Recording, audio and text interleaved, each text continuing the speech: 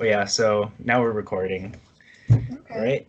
Welcome everybody to the second episode of the David Araki podcast, and this is my guest, Tiffany Tang. Tiffany, why don't you tell us a little bit about yourself?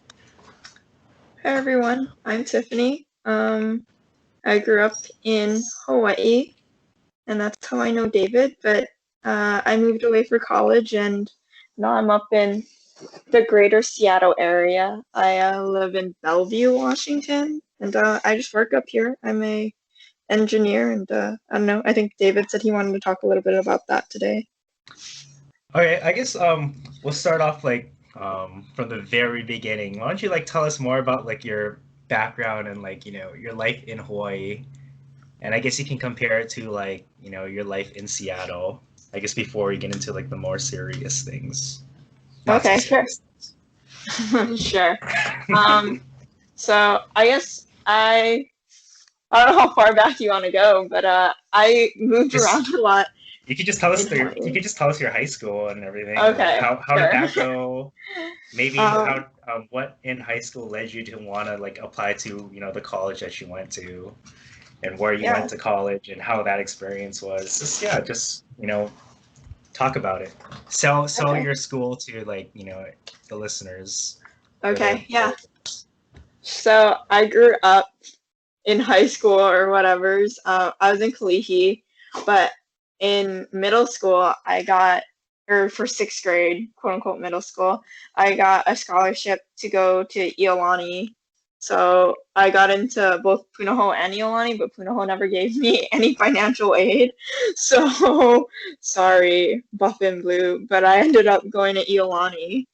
And I ended up graduating from Iolani. I don't know. I was like academically strong in like elementary school and therefore got into Iolani, but at a private school like Iolani, I don't know, I did a lot of like honors and APs, but there are definitely people that were way more smarter than me.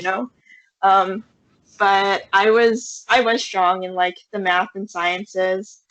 And by the time it came around to junior, senior year, I had to apply to schools and decide on majors. I knew that I was strong in math and science, so it obviously led me to thinking about like sciencey majors and stuff and engineering. I coming from Hawaii, I like wanted to do something green, quote unquote, or like environmental forward.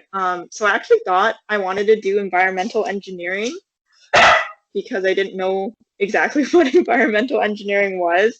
So when I applied to schools, I looked at like I applied for like environmental sciences, environmental engineering, that kind of stuff. But I actually mostly applied to private schools on the East Coast just because I had been to the East Coast a lot as like a kid because I had family members there.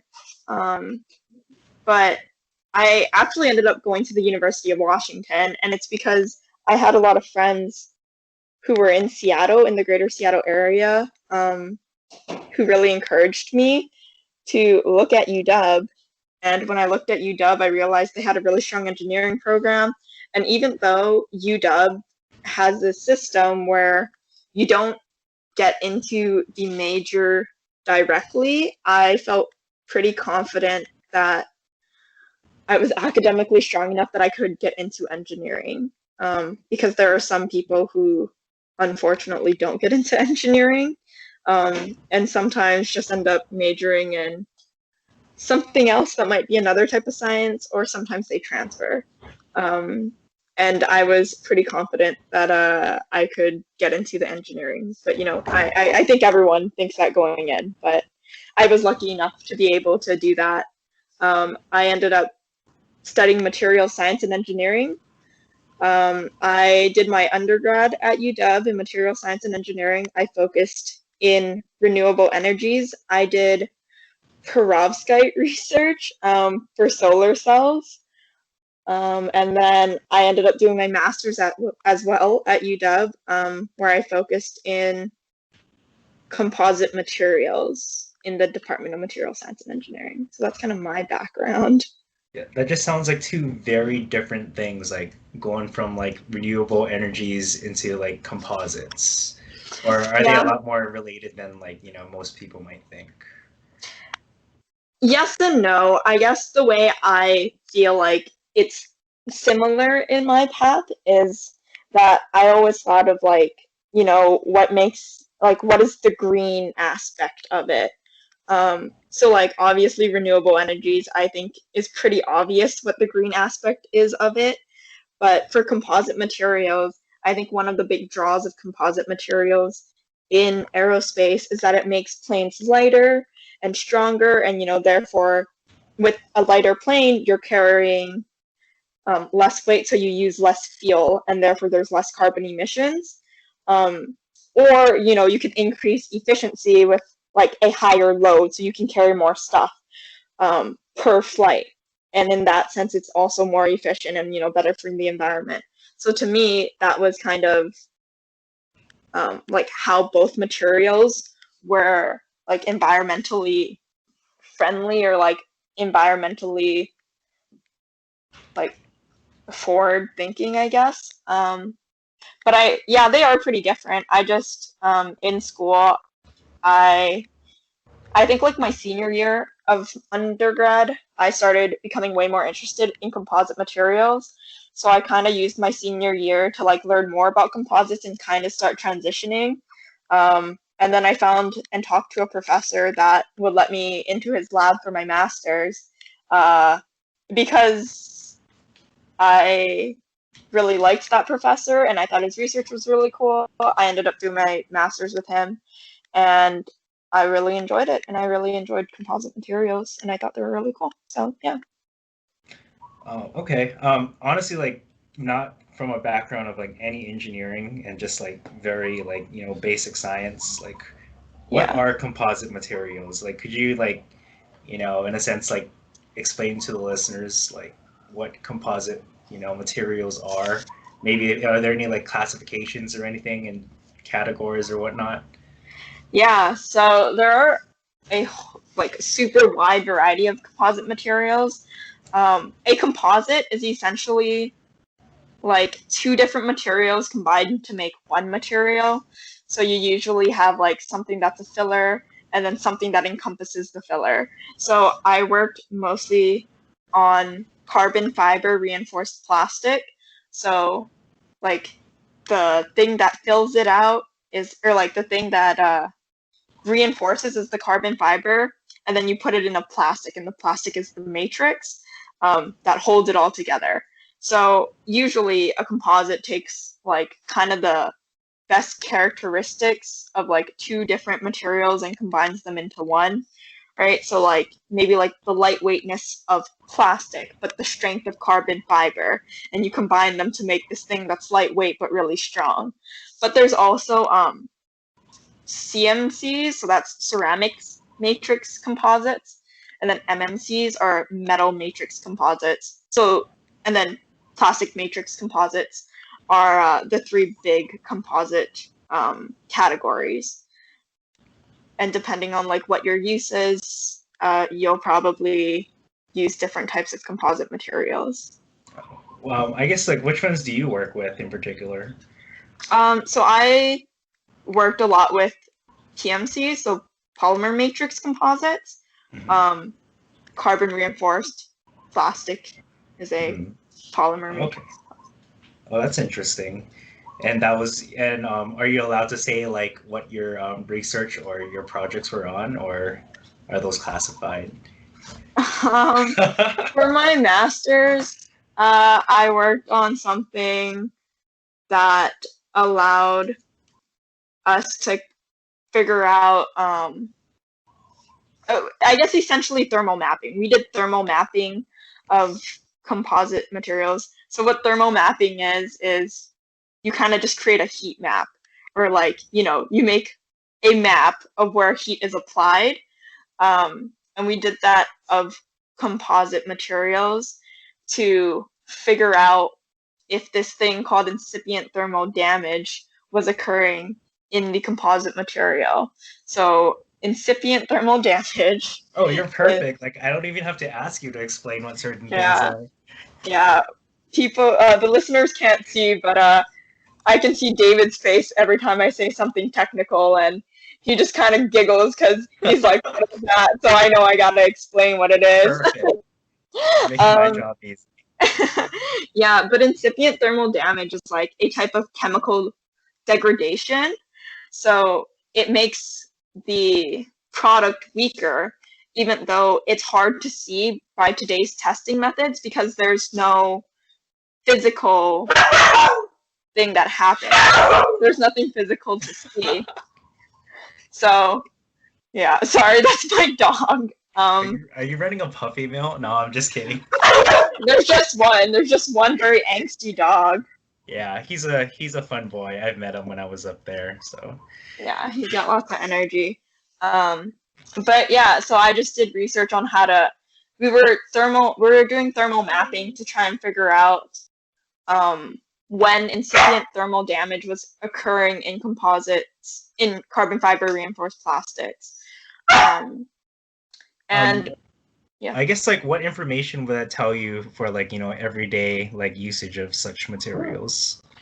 Yeah, so it's really important, I guess, in the aerospace industry, where if a primary structure, so a primary structure is something that a primary structure. I'm sure it's a lot worse for your Zoom meetings and stuff, so it's not that Yeah. Well, fortunately for Zoom meetings, I'm not talking all the time, and I can like mute myself if he's really going off. But bad. yeah, during Zoom meetings for work, like everyone's kind of at home right now, so everyone knows that there are gonna be disruptions, Right, so to right. speak. But yeah. So the research, the whole point of it was if you know when incipient thermal damage is happening, you can service a part sooner before it fails. So incipient thermal damage does lead to physical degradation. So like delamination is when the plies of a composite. So like when the pieces come apart, essentially. Hmm. So that's something that's really bad.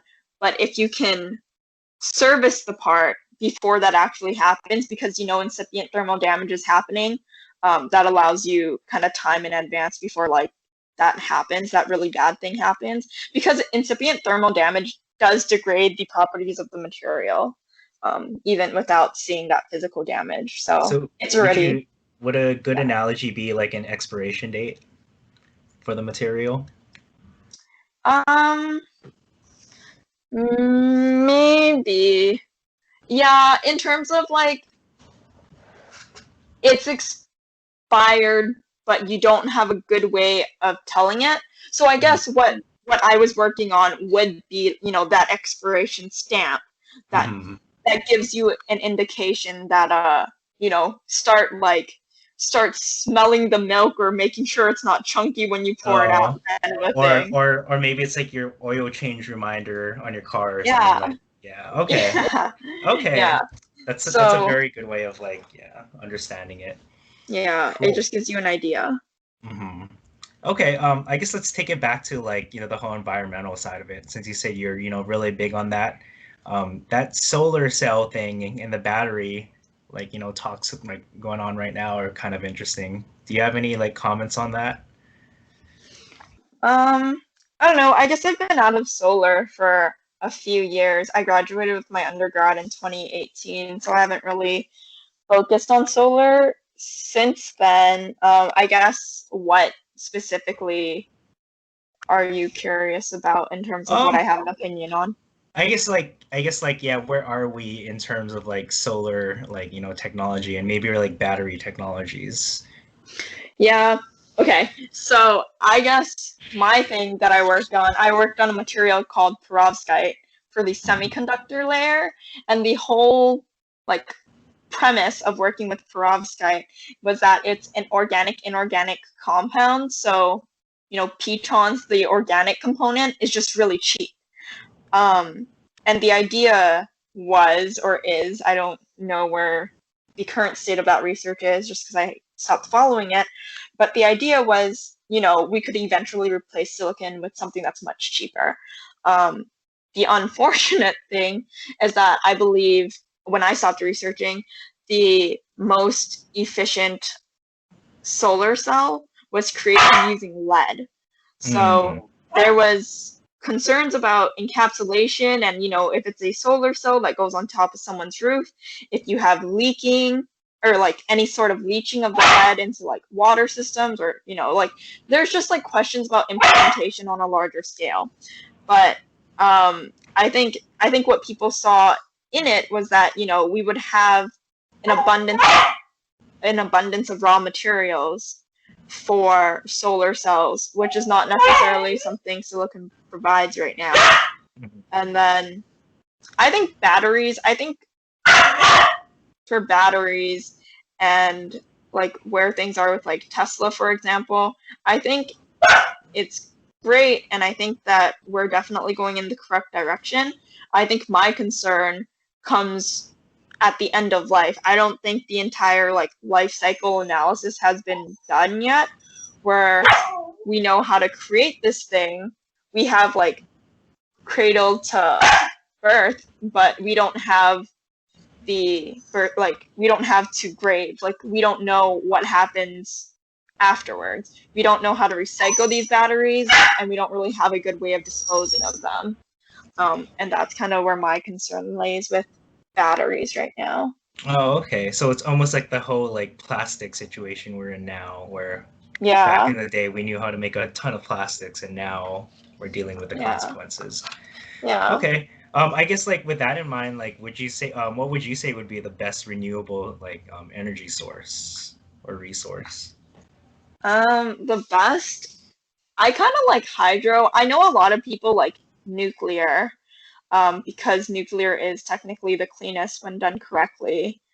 I guess to make it easier, like since Hawaii is very different from say Washington, like would you say that there's better renewable sources for certain geographic locations? Yeah, definitely. Or would there be like one that could be pretty universal? I think it is dependent on where you are. So, solar's great in Hawaii. Like solar took off in Hawaii very quickly. But like solar doesn't make sense for like Seattle as much as it does Hawaii.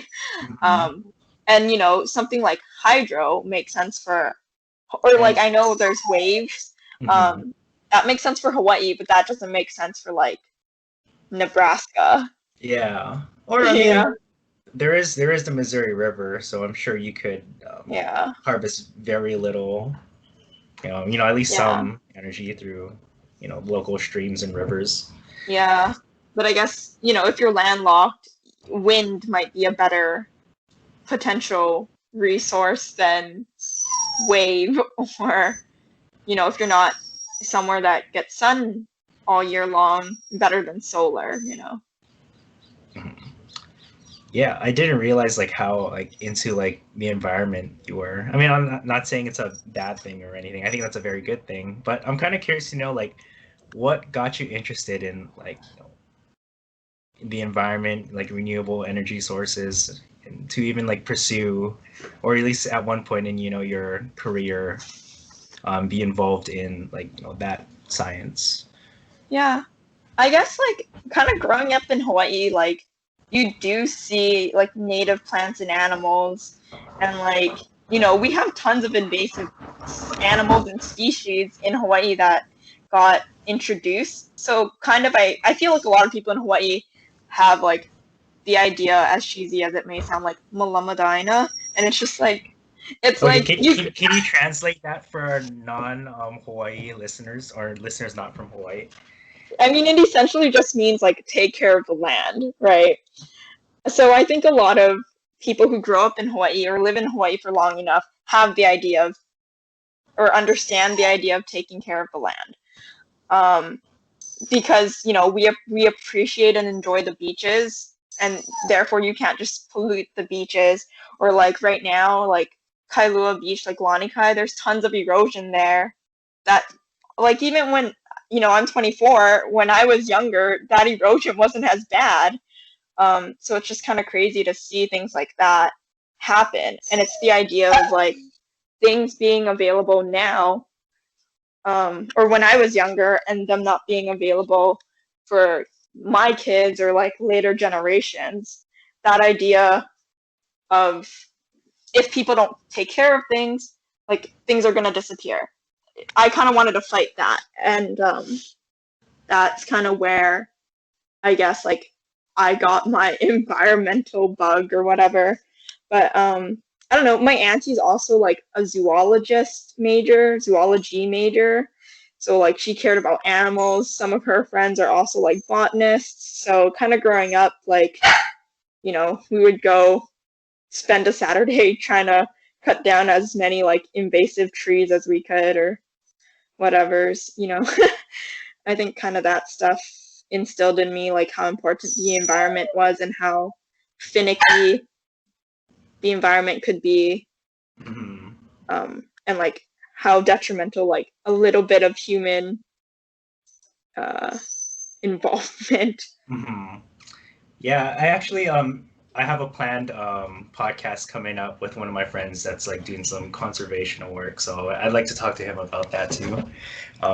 Yeah, just hearing like ties in the background, like I have to ask, like, what is life, as an engineer during the pandemic? Like, how much different is it now compared to like say like a year ago? Yeah, well, a year ago I would go into the office every day and Tyza would stay at home. Um, but I don't know. I guess it's like good and bad for him now. I am worried that by the end of this pandemic, Tyza's gonna be like way more attached to me being at home all the time, and that he's gonna have separation anxiety. But I hope that he'll be okay.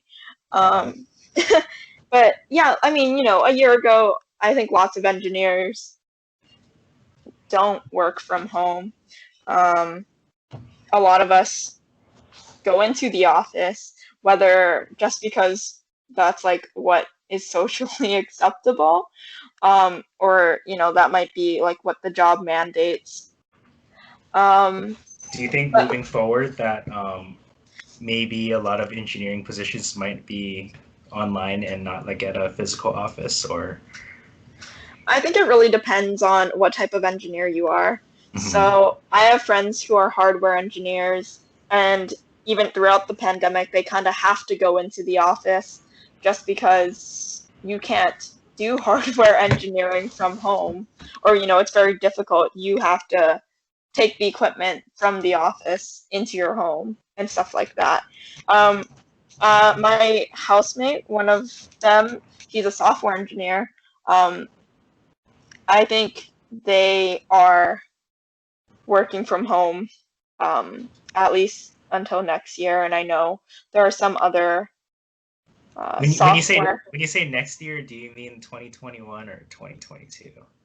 Oh, I mean 2021. I Okay. don't I don't know what their long term um, timeline looks like, but there are other companies, other software companies who have said their employees who are software engineers or engineers that can work remotely are working remotely indefinitely. I don't think that's where. Well, I know that's not where my company's going.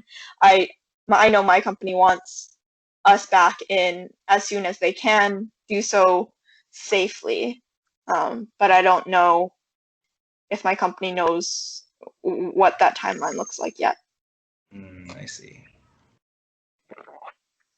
Do you have any advice for maybe like a potential high school kid or maybe somebody early in their undergraduate, education that might be considering engineering as a potential career option?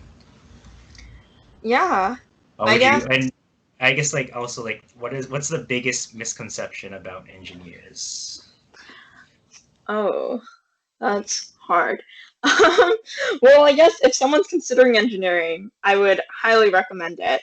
I think depending on the schools, there may be a lot of weed out classes. Um, and to that, I say, get a good group of friends, create like a study group, and just kind of get through it. College classes can definitely be hard, but I think being an engineer is worth it. And then kind of just find like an engineering that you really enjoy. You know, if you love what you do, you'll never work a day in your life. So find something that you think is really interesting and try to stick to it.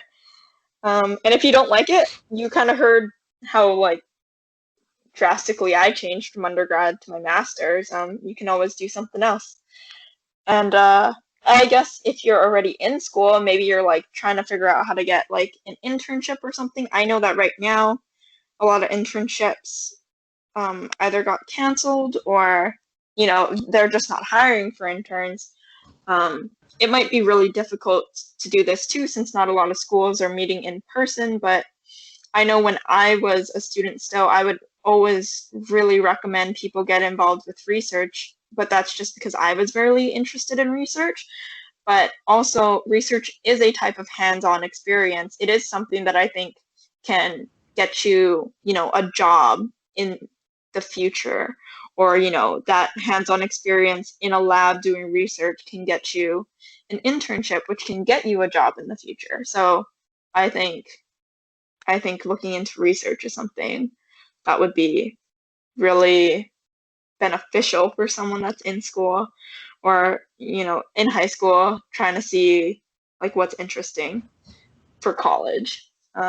Or you can join like a club that does cool things. There are tons of engineering clubs like EcoCar that do really cool things. And Have you ever considered like doing any outreach, maybe to like younger like people considering like a career in the STEM field?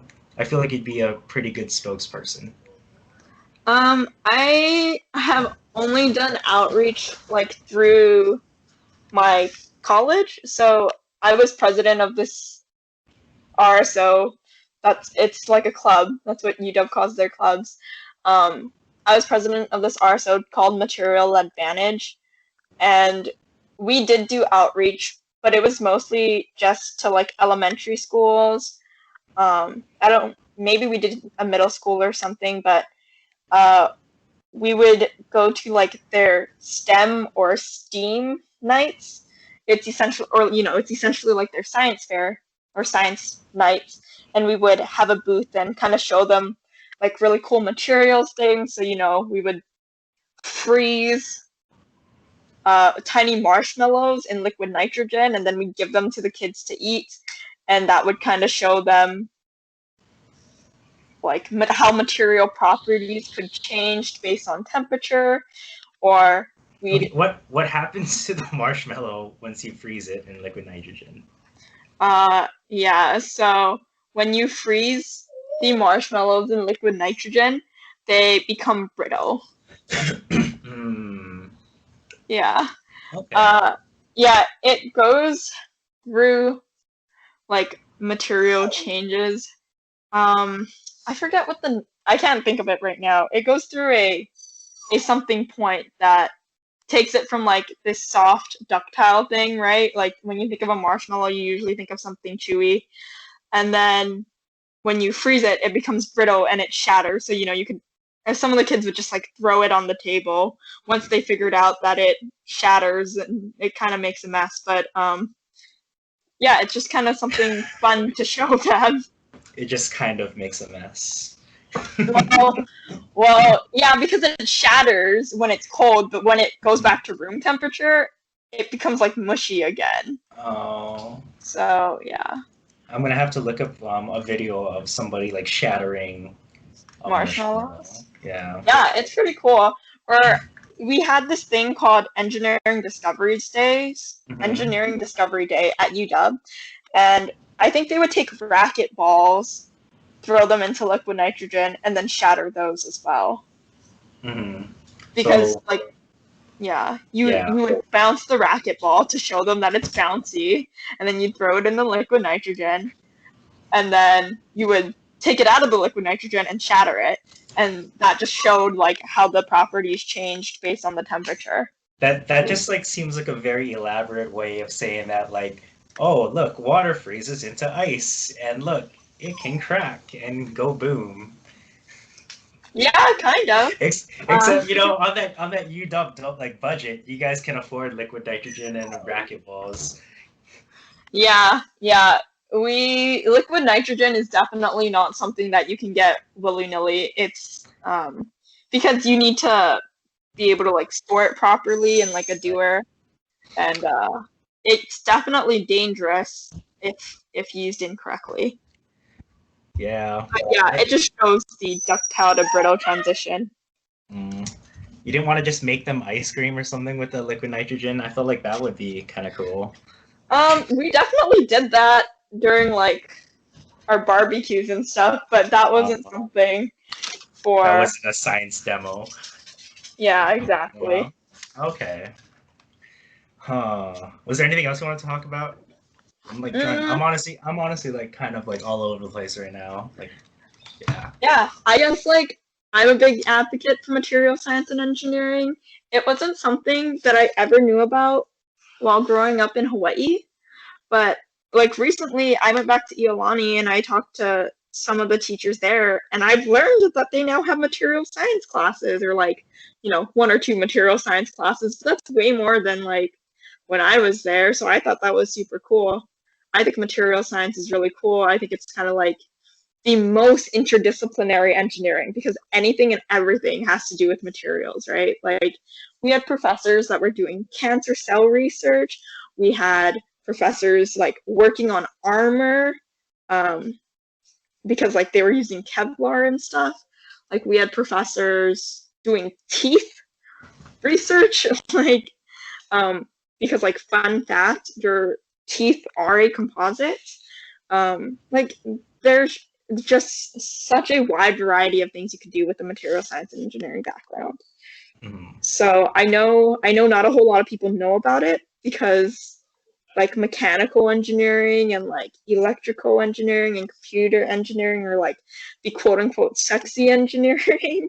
Mhm. um, but if your school has a material science and engineering, or some sort of materials engineering degree or focus, I would highly suggest you look into it. I think it's really cool.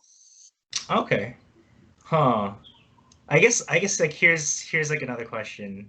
Um, what is it like being a woman in the field of engineering? I'm sure you get that question asked a lot. um, yeah, And you definitely could know. you talk about those experiences? Yeah, you definitely know you're a female in engineering when you are the only female in a large room of males. And I say that, but I am over exaggerating. I don't think the numbers are that crazy anymore. I think I don't know what it was, but I would say for like my cohort when I was in school, there were probably like 40% female, which is pretty good. And I know Mhm. like bioengineering, I want to say might have even had more females than males. Like bioengineering and chemical engineering, I think might have had more females than males.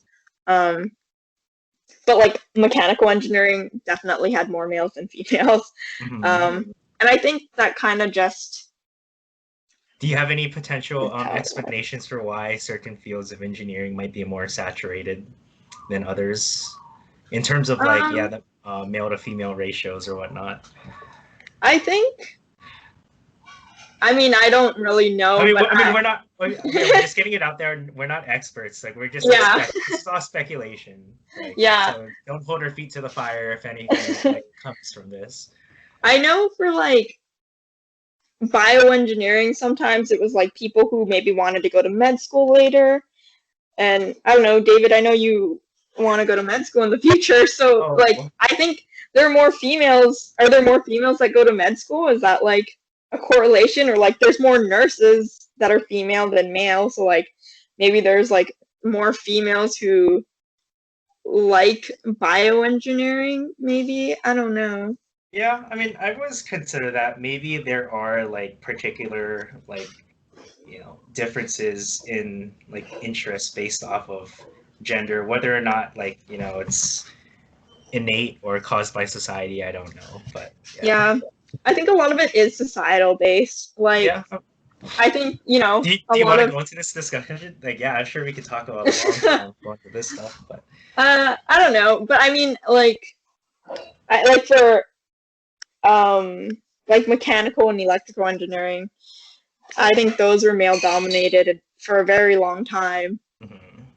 Um, and I mean, I don't know if I would say there's like a huge barrier for females, but there is definitely at least a mental barrier, you know, just like being one of two females in a class of like 50 or something is pretty intimidating mentally, if not Was that like you at physically. one point in one of your classes or something? Um, yeah, there were definitely classes where there are small numbers of females to I guess male I guess ratios. I just like you know as like a guy I don't really understand. Like, could you explain why like that might be intimidating? Like, So I guess honestly, I didn't find it too intimidating just because I a lot of my friends are male. mm, But and I think as long as you have a group of friends, it's something you notice.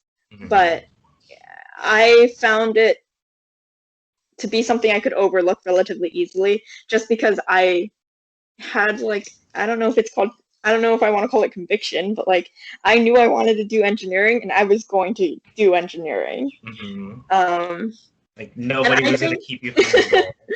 I like yeah, it. I like and I do think that once you find the right professors and like the right support group, um, it's fine. it. Mm. You can find there's so in college I was part of the Society of Women Engineers and I'm actually still part of that at like the PNW level. Um, and I found that super helpful. I was in the Society of Women Engineers since my freshman year, so you know there were people who were older than me that were already engineers, and then there were people who were my age that you know we were trying to figure out the engineer lifestyle, I guess, or like how to do that as an undergrad or like as an early undergrad, as a freshman. So Mhm. kind of having that support system, even though they might not have been in my major. You know, I have friends from SWE that went on to become electrical engineers, computer software engineers, all types of engineers. Mhm. So yeah, and I, you know, at UW, CS is really competitive. There were Mhm. some of them who definitely had a harder time than me. Um, so yeah, just kind of being able to put it into perspective and like being able to lean on each other and kind of have that support group was Mhm. really important to me, I guess. Did you receive any like really good advice from like one of the mentors in that programs that you know might be able to help somebody out now? Um, I would like to say yes, but I can't think of any. So Uh-huh. um, I don't know. Something funny is that in my first year at SWE, we did have this thing called like SWEsters, and it's kind of like a mentor system. But my mentor, my freshman year, was actually a guy. And this was like a women's program or Yeah. something? Well, it's the Society of Women Engineers, but it's open Uh-huh. to everyone. You Uh-huh. know, it's like as long as you support the cause. We're not you. I don't think like you can be exclusive, but it's like open to anyone, right? Uh-huh. Yeah, Oh, I but thought it was like a society of like only like women, like only women scientists and engineers are allowed. no, not not technically. Yeah. It's just a society that I think you could go to their website and look at it specifically. But I think it's just they want to support females in engineering and you know make sure there's a community that supports and promotes growth. Um, Mhm. so if you're supporting and promoting growth as a male, it's all good. And honestly, the guy that was my mentor, he was super cool. He was super sweet. He was like a veteran, so he was like older and like had a lot of good advice. It just may not have always been prevalent because we had different backgrounds. Yeah, yeah, that's fair. But it's always nice to have someone to talk to. And like when I applied to my department, he read over my personal statements and stuff. So it was definitely a nice resource to have. Yeah. So I know earlier you mentioned like if you love what you're doing, like you don't work a day in your life. Would you say Mhm. that you love what you're doing now and you're not working a single day of your life? Because like Uh, honestly, like a goal of this podcast is to expose like my listeners to like maybe new careers or new things or new hobbies or whatnot they could get into mhm. that might Yeah, make life a little more livable. Okay, no, yeah, no, no, not livable, bearable. I don't know what I'm looking for. But sure. I work in aviation right now, and I work in something called avionics. So it's just essentially like the electronics for the aviation sector. Um, I will say there are good days and bad days for what I do. I really like my product line because I think it does save lives and like has a very positive impact in the world. But some days I'm not excited about what I do, but some days I really enjoy it. For example, when daylight savings happened, our headquarters is in Arizona, and like Hawaii, Arizona doesn't do daylight savings. So my 8 a.m. meetings became 7 a.m. meetings, and those days I am unhappy.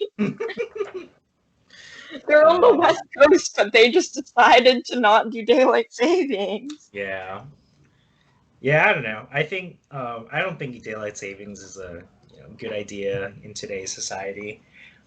I'm not an expert in it, and I've heard some of the arguments like against daylight savings, and yeah, I definitely like buy into them. Maybe I can have like a daylight savings expert on one day where Yeah. we spend 2 hours. Oh, I mean, my first podcast was 3 hours, but I feel like yeah, it'd be crazy talking for an hour or so about daylight savings. I think there are like sleep people Yeah, who have yeah, thoughts on yeah. daylight There's saving. the Sleep last expert. person. Yeah, the last like person I heard talking about that was a guy named Dr. Matthew Walker. I think he's a Yeah, researcher from he's who I Stanford or know. something. Yeah, he has a Yeah. very popular book. I'm like in the middle of his book. Yeah, my problem with books is like I'll like read or I'll listen to a lot of like audiobooks all at the same time. It's What? like, oh, yeah, like I won't finish a book. I'll have a lot of like audiobooks open at a particular time. And I'll do that with podcasts as well when I'm listening. Like I won't just like listen to it all the way through. Like I'll like start one, stop, start another, stop, and be like, oh shoot, I have to finish this one from like last week or something. And yeah. That's crazy. I very much need to finish something before I can start something else. Like, so admittedly, I am reading two books at once right now, but it's because I'm reading one book with someone else. Uh, So it's like if I read ahead, then I read the other book to wait for him to catch up. yeah, it's like hurry up. Yeah, Damn, it's book like kind of like clubs. a book club, but Is a book club something like maybe you'd start? Maybe you can get together with like your, you know, undergrads or whatever that you may have to mentor or whatnot. I don't know um, where I'm going with this question, to be honest. maybe. I guess the thing about a book club is that I feel like everyone would need to agree on a book, and I feel like that gets harder the bigger a book club gets. Right, right. So right now, who I was talking about is my boyfriend. Me and my boyfriend are reading the same book, What and book are you guys reading? we're reading Oathbringer by Brandon Sanderson. I It's have you don't know what it is. no idea. I've never heard of that book in my life. It's a fantasy book, and it's part Okay. of the Stormlight archives, and like the fourth book just came out. Like last month, I think. It came out in November, I believe, like late November. Mm, So we're trying to finish the third book so that we can read the fourth book. But we're reading another fantasy series like at the same time, kind of. So like I read the first Stormlight Archive book, and then I read two books of the other series. The other series is Dresden Files, and then I read the second book of the Stormlight Archive, and then I read like a Dresden File, and now I'm reading the third book of the Stormlight Archive.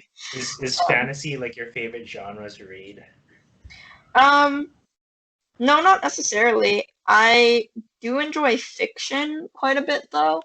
I like the idea of kind of taking a break from your own reality and going into either someone else's or, something totally made up, which is kind of the whole point of fantasy. But I read a few like memoirs or autobiographies this past year that I really enjoyed. So like I read Trevor Noah's book and Tara Westover's. I honestly had no idea that he had a book out. Oh yeah, Trevor. Let me look it up really quick. Are you a fan? Are you a fan of his comedy? It's his daily show. I like him. I don't know if he's like my favorite, but I do like the quote unquote late night shows and stuff. Oh my goodness. Creighton is calling me now, probably asking for like Christmas donations. If I had it set up, I would like put them through, the student that I'd be talking to through. Like, oh, you're on my podcast. You can answer and put them on speakerphone. With my current setup, it wouldn't really work out all that well. Oh, okay. Yeah, I would have to physically connect my phone into whatever I use in the future, hopefully. Yeah, I hope this becomes like a permanent like thing. Yeah, that'll be fun. Yeah, it's a good way for you to like, catch up with friends or just like, check up on friends. Just, talk. I love talking. Yeah. It's good to catch up, especially right now. Yeah. Earlier, didn't you say you had some questions for me? Do I have questions for you? I don't know. I thought you said earlier that you wanted to interview me or something.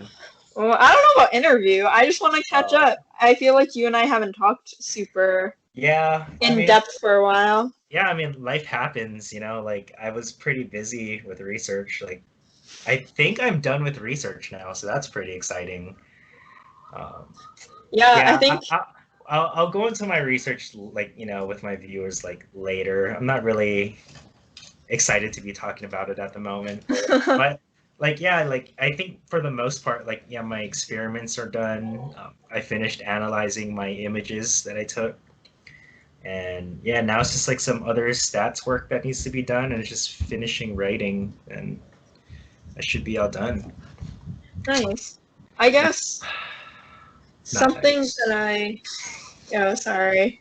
No, I'm just kidding. Yeah, I'm pretty happy that it's slowly but surely coming together. Yeah, that's good. David can tell the story of his master's program in a different podcast. Yeah, definitely a different podcast. I mean, definitely when it's all said and said and done, I'll tell my story and everything. Yeah. Story's hopefully not done. That's soon. Yeah, it should be done real soon.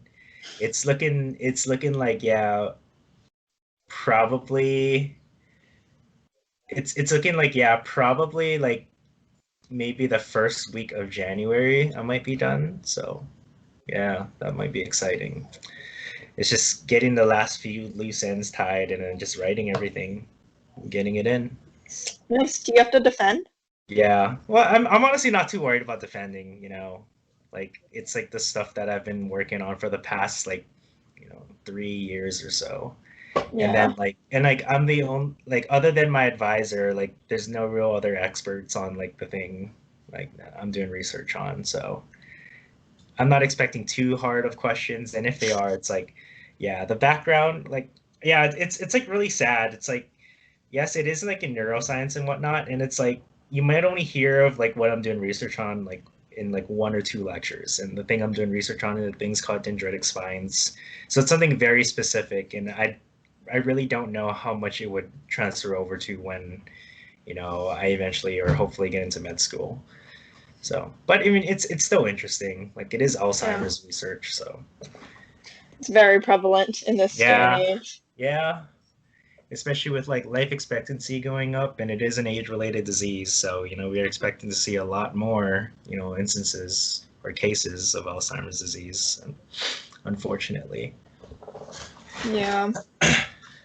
I guess I don't know. I'm curious about like how things in Hawaii are going. How things in Hawaii are going? Well, today's date is December 13th, and I'd say Hawaii is very much it's I honestly like it's very similar to what it's been for the entire year.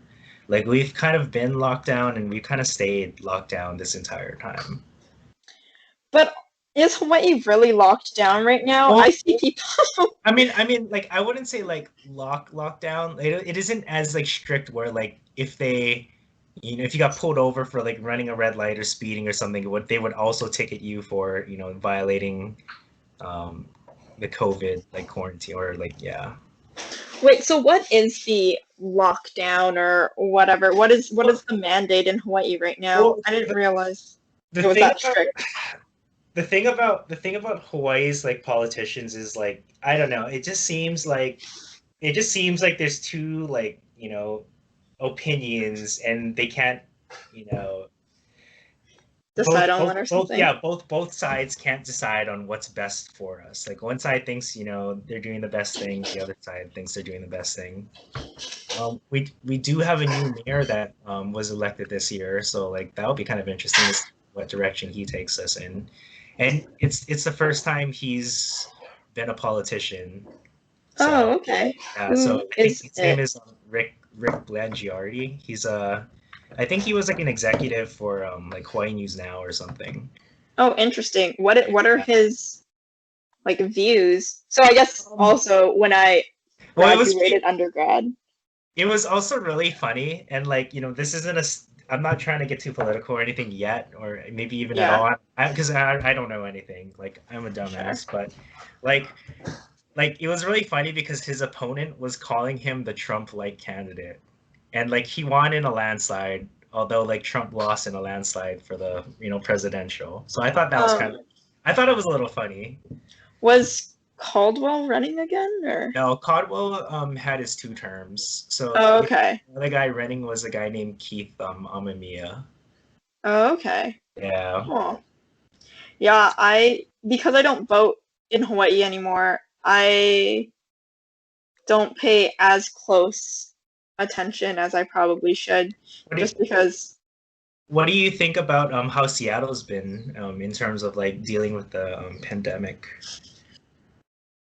um I think Seattle's been doing okay. What I do like about Seattle is I think testing in Seattle is very easy, and very quick, quick Mhm. turnaround. So I got tested back. I've only gotten tested once so far, but I got Mhm. tested back in July, and Seattle offers free testing, but if you have insurance, they will bill your insurance, but Right. you can get tested regardless of citizenship or whatnot. It's just so that there's no fear, of getting tested. So Mhm. they don't ask you for citizenship or anything if you don't have insurance or if you're not a citizen. It's fine. They rather you be safe and get tested. Um, so I was able to get tested back in July. It was super easy. I drove to the testing site. I rolled down my window, kept my mask over my mouth, but exposed my nose. Mhm. And then the healthcare worker did the swab for me, and then like 24 hours later, I got my result. Well, Um, that's good. yeah, Um, I but I know guess Hawaii was a I no. know the new thing about Hawaii is if you arrive with a negative test, then you don't need to quarantine. And Hawaii's Yeah, al kind of. Hawaii's also paying for like people to relocate to Hawaii. Yeah, I saw that. Like so for any of my like viewers and friends out there that, ever dreamed of living in Hawaii, the state of Hawaii graciously will give you, some money to relocate here. Yeah, I did see that, and I am actually hoping to come home for Christmas, pending a negative COVID test. Um, I plan on coming home on the for this Christmas, and I plan on staying until after New Year's, and my auntie's Right, birthday right. is on the 6th, so I plan on staying home. or being home for that as well.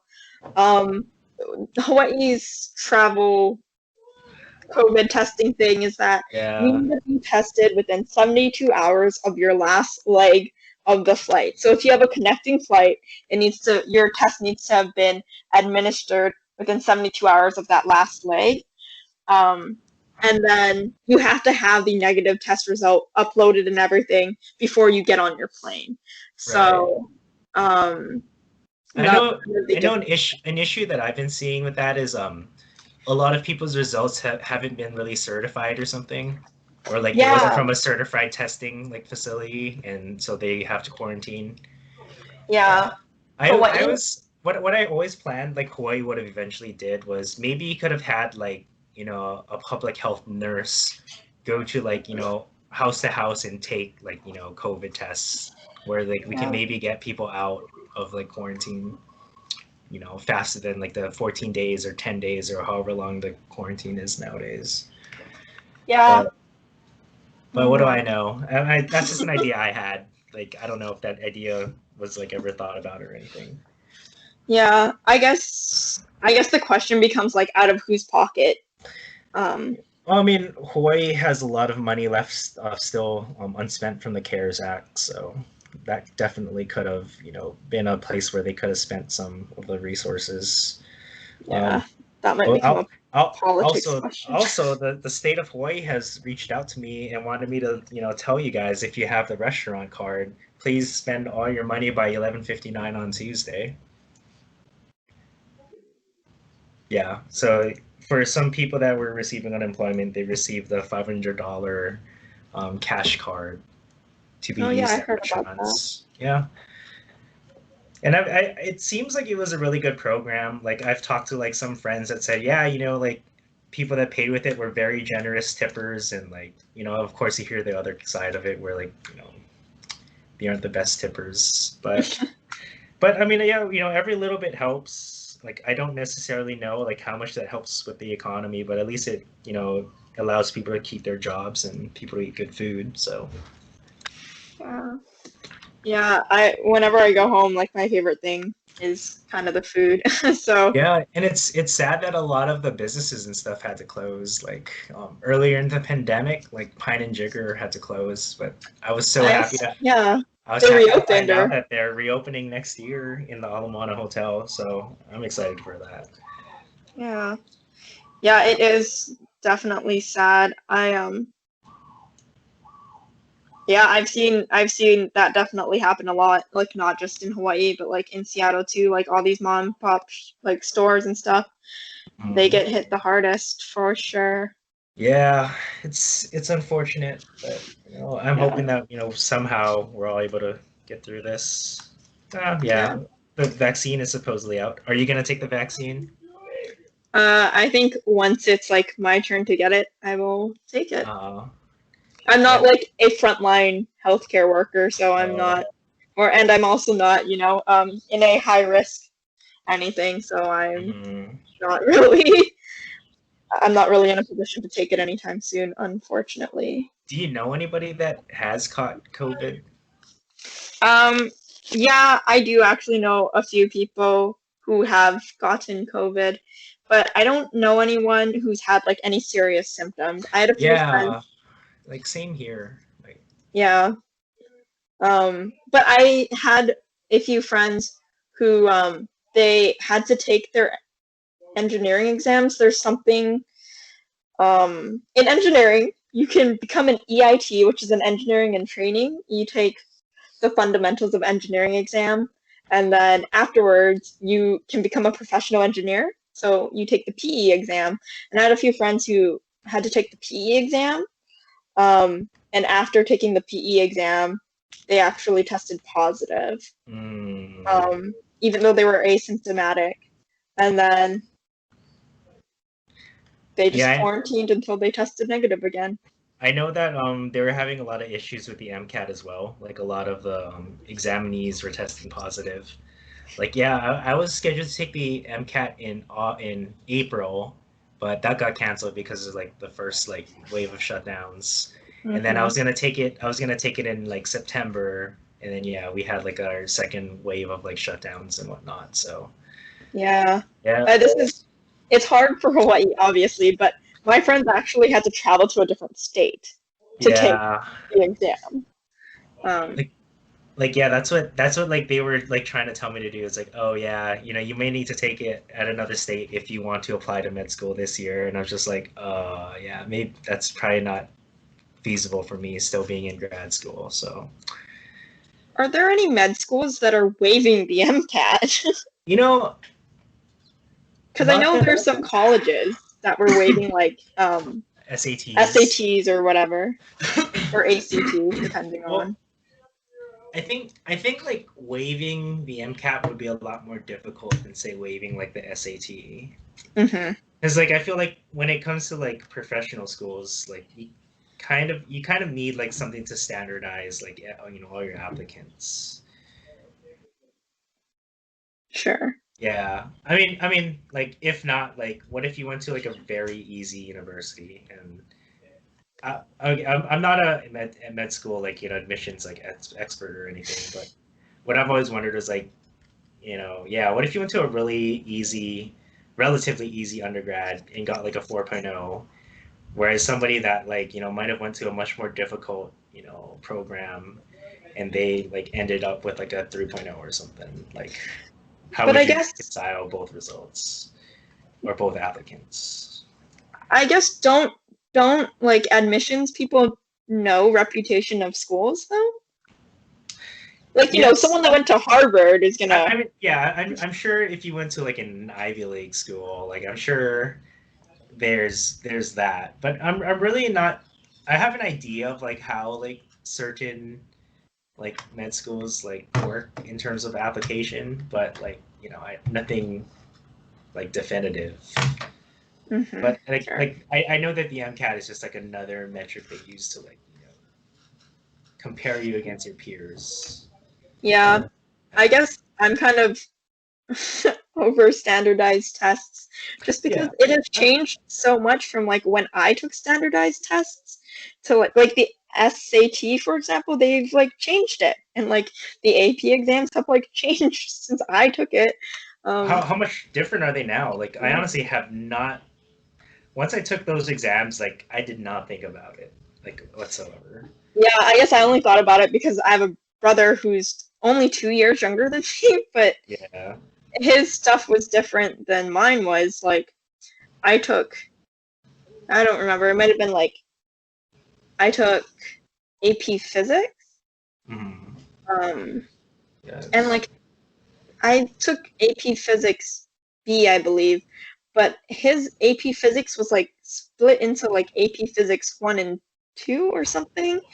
Or I don't know, don't quote me on this, anyone, but it was just different, and I was super confused. Yeah, because like I Um, remember, I feel like yeah, when I was in high school, there was like a physics AB and like a physics BC or something. Same thing with calc. yeah, Yeah.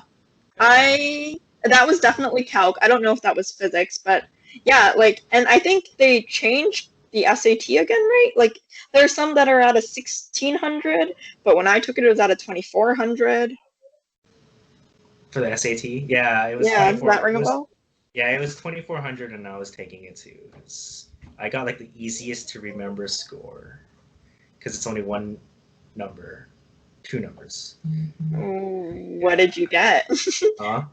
What It did was you it was get? a very round number. It was the roundest number you can get on that exam. Okay, Yeah, without getting a 0. perfect. Yep, that's the roundest number. Is It's- yeah. Is but zero nice. is zero an even or an odd number? I think 0 is an odd number. How many holes does a donut have? It has infinite holes. I'd say that it still only has one hole. Even a I, straw. I'd say that a straw only has one hole. I agree. I would normally say it only has one hole, but I've been asked this question before. Yeah, like I always hear like it's either one hole, two holes, or like infinitely many. Yeah. Yeah, and I'm I think always it like, depends who it's you actually ask. one hole. It's only one hole.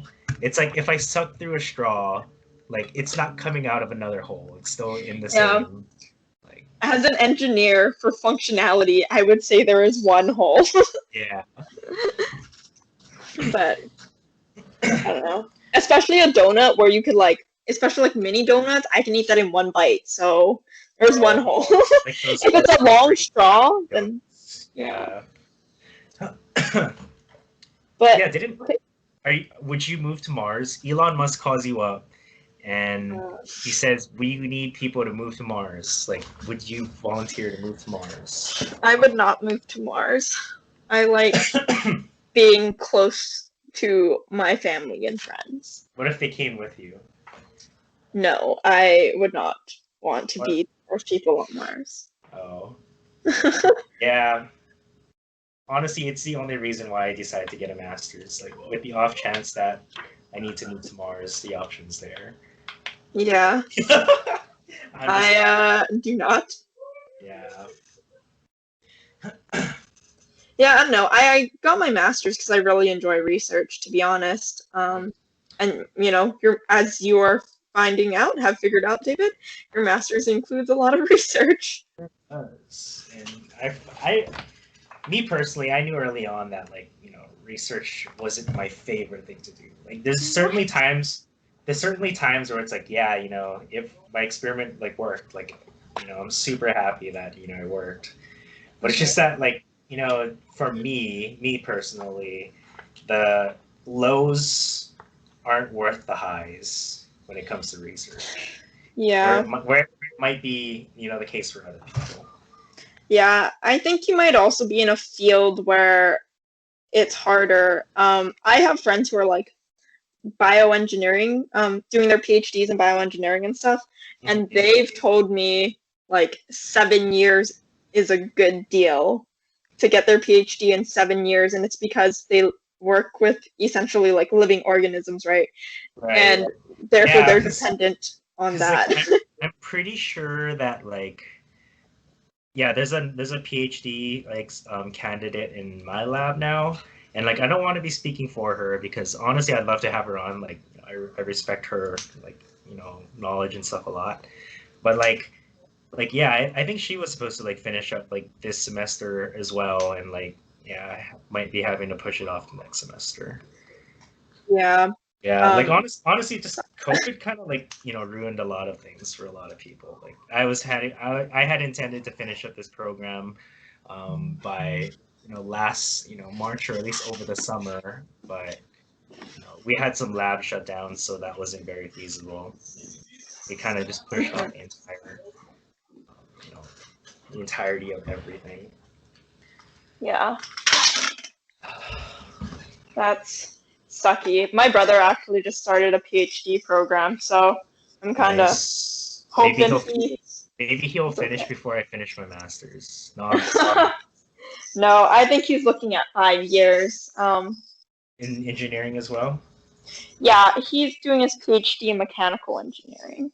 I just like how this podcast seemed pretty serious in the first 45 minutes, and then for the second half hour is oh yeah, so casual. People are gonna be like, is this the same episode? It's a 2-in-1 special. No, I mean I'm sure I'll have you on a lot. Yeah. My goal is to just have talk to my friends, and if I can get some interesting people on that I don't know that with interesting ideas, then great. Send them all my way. Anybody with interesting ideas. Yeah, I think people will get to at least see what a variety of friends you have then. Yeah, definitely. Definitely. And it's also to expose people what are people my age doing? Or just living life. No, my show is just here so that you can compare your success to your peer success. No, I don't think that is what people should be doing. Yeah, that is definitely what people spend way too much time doing. Yeah, because it's all everyone's individual journeys. Yeah, honestly, I'm probably gonna get canceled making a bad joke one day, but it is what it is. I'm the king of making bad jokes. I don't know. There's like some pretty divisive I don't know. individuals in the podcast world. I feel like I told you a joke the other day and it wasn't well received. I know which joke you were talking about, and I agree. Sorry, my Why? dog Why? is doing something. Oh, Wait, oh. He's underneath the table. he's under the table. Yeah, wait. Can you see him? Yeah, he's just He was getting into like the bags. He's just like, I just heard like ruckus outside, and I was like, yeah, what is he doing? I'm gonna let him out. He's like a Shiba Inu, so he's just got lots of energy, even yeah, though I sometimes wish he didn't have a lot of energy. yeah, definitely. Now he's definitely just an excited boy all the time. He was Yeah. fun. He was fun that one time that I was hanging out. That one day that I hung out with him. Yeah, he's honestly not that bad. It's just that when he's bad, he's like very bad. That's a lot of people's dogs, you know.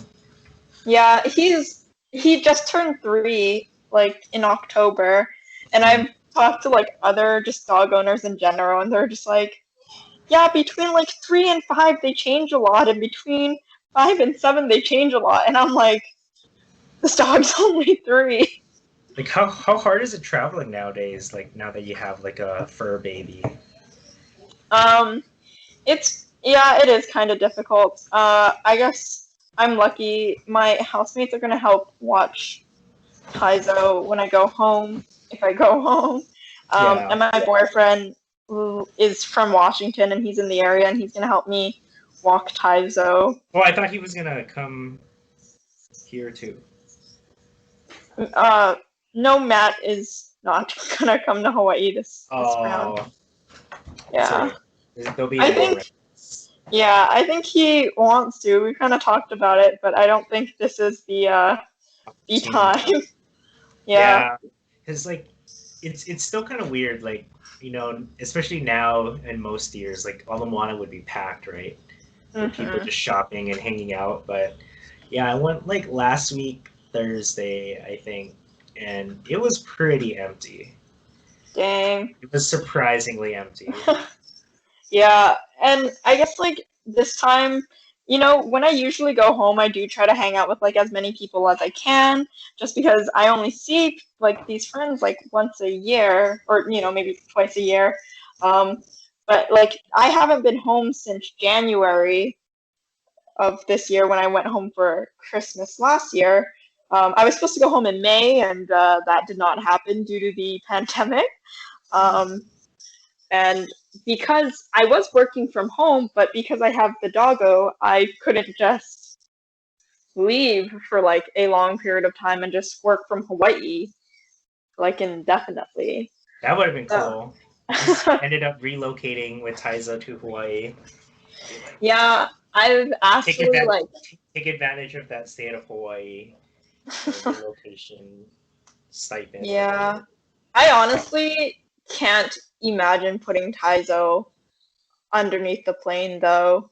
That Yeah. doesn't I sit thought well with no, me. I thought pets like you have to um, bring them in the cabin. No. I thought like those I thought like those holding, you know, where they hold your luggage and stuff. Like I thought it's like, you know, I don't think they're pumping oxygen or anything into it, right? Like I thought I heard those stories of people like, you know, sneaking onto planes and dying in like those like cargo holds or whatever. So I think you definitely can die in them Yeah. because there are definitely like stories of like people's pets coming out on the other side no Yeah, longer like I feel like alive. if you have like a pug or like a bulldog or something, it's probably like a bad idea to fly with that animal.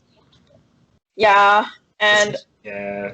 so I can't. But I have like family members that like used to fly to Maine all the time because that's where they were from and they lived there half the year essentially.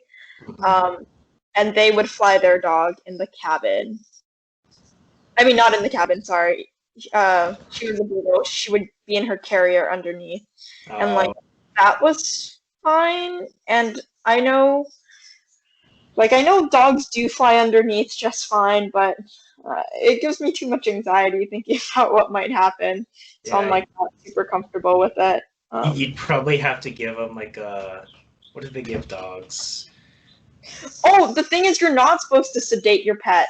Oh, really? Yeah, because if there's turbulence and, like, the kennel, like, flops over or something, they need to be, like, cognizant and, like, able to get back up. Yeah. That's crazy. So, yeah, because I was like, I think Taizo would just freak out. Like, Taizo hates the bat. I can't imagine him, like, tossing and turning, especially, like, Hawaii. That's not a short flight. Yeah. Hawaii's a long flight. And then I think, like, pets have to, like, stay in quarantine or something as well. Yeah, if you don't do the correct, like, veterinary vaccines with the correct amount of time and whatever, like, they do have to be quarantined, and I don't want to do that to Taizo. Oh, here's a random thought. I thought of an idea for another podcast. Okay, hit me. It's if I could do, like, a collab with, like, you know, the SAD group on Facebook. Yeah. And then the podcast would be just auctioning people off. Or, like, I would be trying to, like, you know, I'd just be talking to them. Oh, so you're single? Like, tell us a little about yourself. And then just, you know, telling them, you know, a little bit about their background or whatnot. Okay, so David, you have a little experience with SAD posts and auction. There was only one auction that I posted because, like, I used to post games and stuff. Oh, the auction went great. Like, I was pretty proud of it. Like, I was really happy when I saw the comments saying, "Wow, this is actually pretty well written." I was like, "Thank you." But did it yield any results? The results it got her like 200 followers in like one day or something. So, like, that's pretty good results, right? So that's a good number. Like, I don't know if she's, you know, found anybody in her personal life, but you know, it was a good time. It was fun to write. It was a fun little stress relieving activity for me while I was, like, analyzing all of my, like, images and stuff. Yeah, that's good at least. I got to write like really, like, cheesy jokes. Yeah, I don't know if you read through them or whatnot, but, like, yeah, some of them were really. I read that one just because they're very PG jokes. Yeah, they were very PG jokes.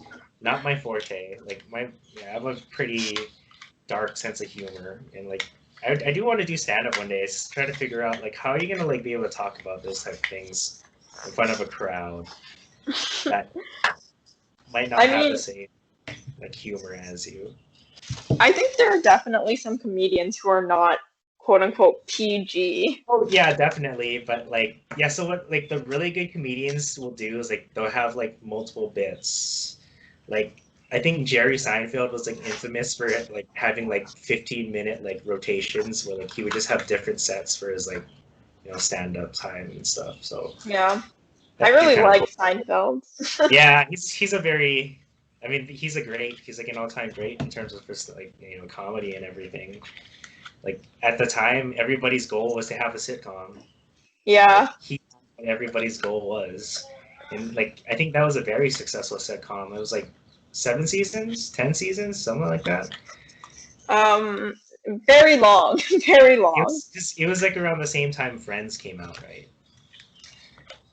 I don't know. I mean, I've never watched Friends, to be honest. But yeah, I did watch. Well, it's because my auntie and uncle really liked Seinfeld, so I kind of grew up watching it by default. What is there any particular episodes that, like, you know, I guess, like, you recall being really funny? Well, the episode that just came into my mind because you talked about how, like, everyone wanted a sitcom. There's an episode where the whole bit is, like, they are pitching a sitcom about like their lives, so like about Jerry Seinfeld's life, like just Uh, normal day-to-day life, which is essentially what Seinfeld is. right, But right. then it's like a bit of like how like no one's gonna want to hear about that, and then Yeah. like it's this big show. Yeah, it's just a little ironic or whatever that is Yeah, the show that isn't getting picked up. yeah, Yeah. The but episode that like I think about whenever I think about like Seinfeld is the soup Nazi. yeah, I think Because that's like the big one. I don't think No they'd be soup able to for do that you. nowadays. Yeah, I don't think they'd be able to do that nowadays, but I thought that Yeah. episode was very funny. Yeah, I think like another one that comes to mind is like their Festivus. Yeah, that was a good one. Yeah, for like our Fun, Christmas card one year was like fun Happy fact, like Festivus. we used to celebrate that. Like I used to fight my dad every year. I'm just kidding. Are we? Yeah, I'm just kidding. You have to, what is it? You have to like, voice your like frustrations or something. Yeah, Voicing of grievances. That's what it is. It's voicing of grievances around the Festivus tree. yeah. The tree, quote Uh, unquote. it's like a palm tree or something, right? Yeah, it was like a pole. Well, I think it's really funny because like in Futurama, yeah, their Christmas trees are palm trees since pine trees like go extinct. I don't know if you're a big Futurama person. I used to watch a lot of Futurama, and then like I kind of petered out, but I never watched the final episode, but I know the final episode because it was such a big deal. Yeah, it was that last And season. sad. Yeah, yeah. There's a lot of really good episodes in Futurama. Like I always find myself rewatching an episode from time to time. Okay, so I have another question. Now I have a Right, question for you. Do you have any right. good TV shows? Because I just finished a bunch and now I need more. TV shows. Okay, well it depends. On Netflix, I was watching Ozarks earlier this year. That was really good. I saw they just got canceled. Yeah. I Could was it have watching. really been that good? I thought it was good. F is for Family, the animated film or like series by Bill Burr was really funny. Okay. A lot of people like Big Mouth, but yeah, a lot of people like Big Mouth. What else is there? I don't know what any of those things are about. Well, these are on Netflix shows. So like, Yeah, I mean I have Netflix. I don't know what any of those shows F is for are. Family is just like like you're a family growing up in a suburb. Almost. Yeah. Oh, wait. It's almost like a Family Guy, except like not as you know out there. It's yeah, you can tell that like it's just a different stylistic properties of like Bill Burr versus is that Seth MacFarlane? Yeah, Okay. yeah, this is different artists. So yeah, I it's just really looked nice. up. What else is there that I was watching? I know a lot of people like Cobra Kai. I watched it back when it was on YouTube, like a couple years ago. That's really good. Okay, maybe if I tell you what I have watched, Okay. you'll I don't know if you This could become a new segment, like David recommendations for the Yeah, week. I don't know if like some of what you recommended is like exactly what I normally watch. Mhm. Um like for example, I just finished watching The Queen's Gambit and I just finished watching Schitt's Creek. Yeah, Schitt's Creek Um is good. I I watched actually it a it while took me a ago. while to get into it though. I don't like some of the characters, so the first few seasons were pretty difficult for But me then to like I think that was like the whole premise of the show. Like in the yeah, beginning, they're very flawed characters, but then yeah. as like the seasons progress, you see like glimpses of like humanity in them. Yeah, it Like reminds me a lot. Sorry, like go. I always thought like in that first like their pilot episode, it's like wow, these characters are unrelatable whatsoever. Like they just seem like very out there, like the very because like they're supposed to be like super rich or something, right? Really disconnected from reality, Yeah, and it's then kind of the something two. happens. Yeah, and then something extremes. happens. Yeah, so I thought that was really, it was a fun little like play that they did. Yeah, I did really enjoy the end. But it reminded me a lot of The Office. Like I really liked The Office, but Mhm. ooh, I really I hot didn't. take. I really don't like Michael's character. Oh, I mean that's fair. Like I feel like nowadays you would never be able to come out with a character like that. Yeah, Yeah, but nowadays that show would be canceled in, like in a snap. It wouldn't even yeah, make it. I don't know. I honestly like his character in the sense of like he's trying he's no. trying he's trying, although not, doing a great job of it. Like he's trying to make his work environment like a fun environment. But it's just like it just is, it He's always trying to make it fun for some people. There are some people who he well, does not want yeah. it. I feel like he just wants to make it fun for himself, I think. Yeah. So Yeah. like if people who have watched Schitt's Creek and The Office, I think I honestly that didn't finish The Office though. Like I was watching it with like a friend, but yeah. well, I guess I saw a parallel between Michael and Roland. Roland is the dad. Roland Schitt, he's the mayor of Schitt's Creek. Oh, Yeah. it's been quite a while. Like, cause yeah, I don't even remember like David being a very memorable character. I love David. Yeah, he's just a very memorable character, and then the actor that plays him does a very good job. Yeah, Dan Levy. He's like Yeah, the co-author or it's co-writer. like him and his dad or something that like Eugene Levy and co-produced it. Because like yeah, I love like Eugene Levy and all those like American Pie movies. Like they're very entertaining. was he a producer or like a Yeah, whatever? Okay. I think he was a producer.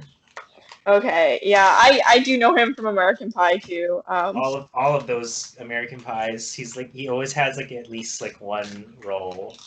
Yeah. Yeah. It's definitely old enough to watch it when I was watching it. Yeah, I was watching like a bunch of like those like raunchy like comedies as of late. Another one I watched was this thing As called of late. yeah, I was watching this one called Sex Drive. I don't know if you've watched that. That one's on Netflix right now too. So it's like it's about a guy that's driving across the country to get laid. Oh Lord. Yeah, but it's pretty funny. Like I enjoy it. I enjoyed it. I have a friend that was telling me to watch Sex Education. That one was pretty good. I saw that like a while ago. Okay. It was pretty good. I don't know if I could easily recommend it over like some other things out there, but yeah, it's pretty good. It passes the time. Did you watch The Mandalorian? Everybody keeps saying that The Mandalorian is really good, but also I hear a lot of people saying it's only good because of Baby Yoda. I watched like the first 2 episodes and then I couldn't really get into it. But I'm not like a Star Wars person or whatever, so it was not super applicable to me. Mm-hmm. I was also watching like a lot of anime early on, but yeah, I haven't really been keeping up, and nothing really interests me, so I kind of fell through. I was playing a lot of video games in the beginning of like quarantine. Yeah, I guess I'm not really a video game individual either, so that didn't quite work out for me. But what I like started redoing was like reading a lot and then binge YouTube and binge Netflixing a lot. Yeah. Or like Amazon. I have Amazon Prime, so that So as well. you've been buying a lot of things. That's how you get people. Oh no, I mean like Amazon Prime Video. Oh. Yeah, I never really understood why, I guess with the exception of like Prime Video, would people in Hawaii get Prime. Because like it takes the same amount of time for things to get here without Prime. But do they have to pay for shipping? You don't have to pay for shipping for any order over $25. And it's like it's not hard to, get past that. $25. Yeah. So in Yeah. like Hawaii, I feel like it's not really worth it. But when I was living in Nebraska, like Amazon Prime was great. It's like Yeah. I want my 15-pound bag of gummy worms, and I can get it in 2 days. I feel like those gummy worms or like the gummy bears, you hear like in the comments, it's like the sugar-free ones. Do you know what I'm talking about? Do you know what I'm alluding to? Sugar-free gummy bears? Yeah, I think there were people would buy like like a 10-pound bag or something, and then they'd have some gastrointestinal issues. Oh, I thought you were talking about like gummy bears and like you soak them in like, vodka or No, something. no, I was talking about just consuming large quantities of gummy bears. And I Yeah. think it's like the sugar alcohol makes you Well, I mean, like, regular. wasn't that the thing for like MREs, like the sugar-free gum or something? It was actually like a laxative to keep like soldiers regular or something. Was that the intention? I don't know that, but that's what I heard. Like everybody would always say, like, "Oh, it's like a laxative." Yeah, like don't chew the gum or something, because like Don't that chew the when gum. when you're in poor, when you're like poor and you go to a public school, like those are the type of science experiments you do, like how to make an MRE, and I think it's like the thing Bro, like we had Sam. You already had like an MRE. that in chemistry, like that was one experiment that we did. We just made breakfast and like, oh look, it's the Maillard reaction. That's cool. Did you Yeah, get some Maillard brownie? yeah, of course. Those hot plates get pretty hot.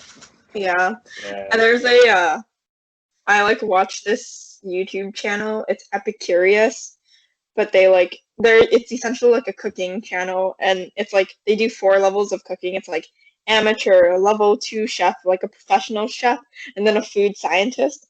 And the food scientist always talks about Maillard reactions. Yeah, because it just looks nice and like there is some flavor added to it. Yeah, and you get like the nice crust. Yeah, you get the fond on the bottom. What would you say your cooking's at? 1, 2, 3, or 4? You can do Maybe half like a levels. maybe like a 1.5 or 2. I like cooking a lot, but Not, I like not on a 2.5 level yet. no. Well, like okay, the level 3s are like professional chefs that like Yeah, own their like they've restaurants been and doing have it for like like 20 years and stuff. Yeah, it's yeah. crazy. So I'm not there. Yeah. Um, but I also I like to cook kind of healthier. So the thing is like I think it's good for my palate, but like I have a hard time eating like super salty or super fatty foods. Mm-hmm. And I know this is very So if you're on if I were to make the second podcast, the sad uh podcast, the um, sad. a con for you would be no Korean barbecue. No, no, wait, what? A con? Yeah, because like you can't eat fat and salt or a lot of fats and salt. Well, I like Korean barbecue, but like I eat leaner pieces. Like I like brisket, and I take off the like side of fat. Like I remove the side of fat in a brisket. I honestly like brisket is like one of my least favorite meats to get in Korean barbecue. Is it because it's not very fatty? No, I don't like it because the cost, per pound of brisket is significantly cheaper than say something else like a short rib or like a Okay. Well, David, when I was younger, I used to only eat chicken at Korean barbecue because I still remember, like you were telling me one time, yeah, I ordered chicken at Korean barbecue. I'm like, I am never going to Korean barbecue with you. yeah, and like as I got older, and the cost benefit analysis, Yeah. I do eat the meats now, and like I will eat unhealthy foods. That's fine. Like whenever I go home, like I eat a lot of junk food. Yeah. Like I love Zippy's Korean barbecue chicken. Yeah. Korean fried chicken. Sorry, not. Yeah, you're gonna get canceled for that. But then, like, what was the joke? It was like, oh, what when you go to Zippy's, what do you order and why is it always Korean fried chicken? Like there was like a joke or something about that. Was there? I'm Yeah, not like aware of this I don't joke. know. I used to hear that joke every now and then, and I would always be in the camp of like, I honestly like never get the Korean fried chicken. What? I love the Korean fried Like chicken. it's like okay, this is really funny because in the first podcast, like I was talking to Micah about this very same topic. Yeah, and I'm sure Micah enjoys Korean fried chicken too. No, he was saying he gets fucking steak from Zippy's, Oh, and I would not I'm get just like, steak. why are you getting the steak from Zippy's? It's like I get their Simon it's like or going to Red Lobster and ordering the steak. Why don't okay, you get? but I don't understand why people get their wonton man. But my auntie really likes it. Zipman is pretty good. Well, I like their Simon. yeah, the Zipman is pretty good. Maybe if you really like wonton, then you know that's why you'd order it there. But like whenever I go to Zippy's, I usually just get like chili chicken mixed plate. That's pretty basic. You like with beans or without beans? I definitely like it with beans. You know, I'm in the camp where you need beans. I used to like beanless, but I think I like beans more now. I feel like the bean one is a little bit creamier tasting. Yeah, I mean, like, it has like definitely it's a more rounded out flavor in my opinion. mm-hmm.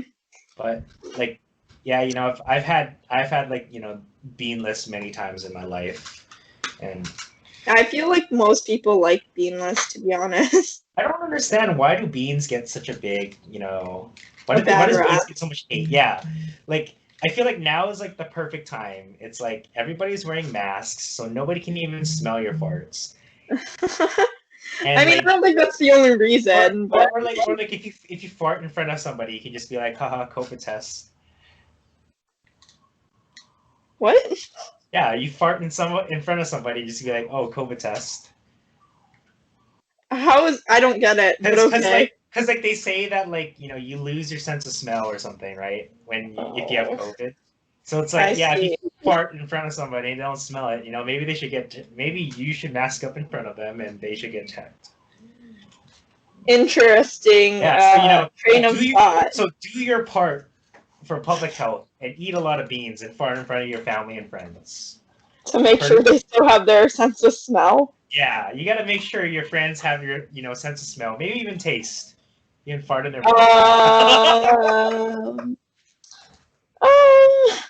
this is David's advice. Maybe not the second part. Hey, this comedy is like listed under or this podcast is listed under comedy on like Spotify, so really that's quite a stretch, maybe. Well, I mean, like I didn't know what to put it in. I was just like, oh, I mean, I do crack jokes, you know, whether they're good or not. Like there still are jokes.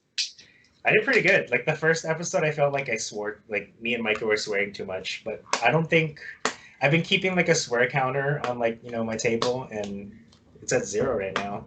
Maybe it's because there's less libations this episode. Oh, sometimes you need a little bit of like, you know, liquid courage. Liquid courage. Little bit from here to there, you know. Yeah. Was there anything you wanted to pitch before I guess like, you know, we can like sign out? What do I want to pitch? Was there anything you wanted to like sure shout out or anything? I don't know. The only thing that I don't know. I just want to say like be safe, I guess. I don't know. Okay, like so I know it was like kind of a big deal when Massachusetts came out with their like other US states that are low risk or whatever, and Hawaii was the only one that wasn't high risk. And I was just like in my head I was like it only stays low risk if like people don't start swarming to Hawaii, right? Like people were mad at the beginning of the pandemic when like the flights to Hawaii were super cheap. I mean, because it's still super cheap. Relatively, I probably paid like half of what I paid last year to come home for Christmas. But it's not crazy cheap. It's not. I think the deal was like $199 one way, so like $400 to go to Hawaii in the summer. Okay, I mean when I was up at Creighton, like around a cheap. I thought cheap round trip was like 850 or so. So I think cheap round trip is like 500. Yeah, But yeah. for Christmas, it's usually like, I think last year I paid close to $1,000 to go home for Christmas. And this year I paid a little over 500. Yeah, but yeah, it's weird. No parades. Like the Honolulu City Lights is like a big thing. In Hawaii. Yeah. No parade, but I think they're still having the lights, but I don't think you And can like, walk through. I think you can only drive through. interesting. Yeah. I know there's still like light, like streets and stuff. Yeah, there's a Christmas bar still. This year it's in I saw Golden that. Corral. Yeah, Yeah, I saw that. I checked it out just and I saw a lot of like, my friends not socially distanced. No, I'm just kidding. I mean, if you're The businesses do at a really bar good drinking. job. No, it's not a bar, it's a restaurant. They just call it the Christmas bar. Wait, the Christmas bar doesn't have, they have like poo-poos. They don't have food. They do have food this year. Oh, they do? Yeah, but it's stuff like salads and stuff. Is it because they had to become a little snazzier for food? Yeah, quote unquote, they were like, oh, we can't operate as a bar this year, so therefore you must. Bars are. Therefore, Mhm. so they force you to order like a food item with your drinks. Oh, interesting. But you can't.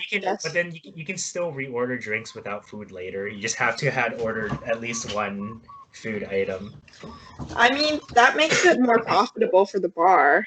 Yeah, when you can I charge mean, when you can the charge bar. like yeah, when you can charge like $11 for some edamame or something, $11 for edamame. Yeah. So that's kind of like your club cover fee. Yeah, I guess so. Bowl of edamame. What is happening to like the clubs in Hawaii? I'm pretty sure it's all done. No, I have no idea, honestly. Because those used to be big. Personally, I think I'm over that life. I was never really a part of it to begin with. Like, I would just like to go because, like, crazy things, would happen sometimes. Entertaining things would happen, so. Yeah, I will say I've never really been a big part of that scene in Hawaii. Yeah. That's because I wasn't, when I was younger, I wasn't 21, and then once I became 21, I don't know, I enjoy bars and like smaller places more than like really I realized like, my ideal night is like very different from like a lot of other people's like ideal nights. Like my ideal night is like something like this, where you're just like sitting down and talking with a friend and whatnot. Yeah, we've had like nights where we just hang out and like I do like a drink, like we just hang out, make a few cocktails or whatever, and we just like kick back and like talk story and talk random stuff, whatever. Yeah. I think that's super enjoyable. But yeah, I actually was supposed to have a hard out at 5. Okay. Yeah, well, we can 5:04. Yeah, we can continue this like another time. But thank you for coming on my podcast. You sure there's nothing you want to pitch or plug or shout out or anything? I don't know. I think the only thing that I care about right now is testing negative so I can come home and see my family. Okay. Well, but, I don't know. Looking forward to seeing you back home. Hopefully we can do this in person sometime. Yeah, I guess I'll give the shout out to the healthcare workers and whatnot. Everyone that hopefully they all get shots. Yeah. The vaccine and flu shots, whatever, all the shots, all the good shots. All right. Well, thanks, Tiffany. Yep. Thanks for having me on. Yep.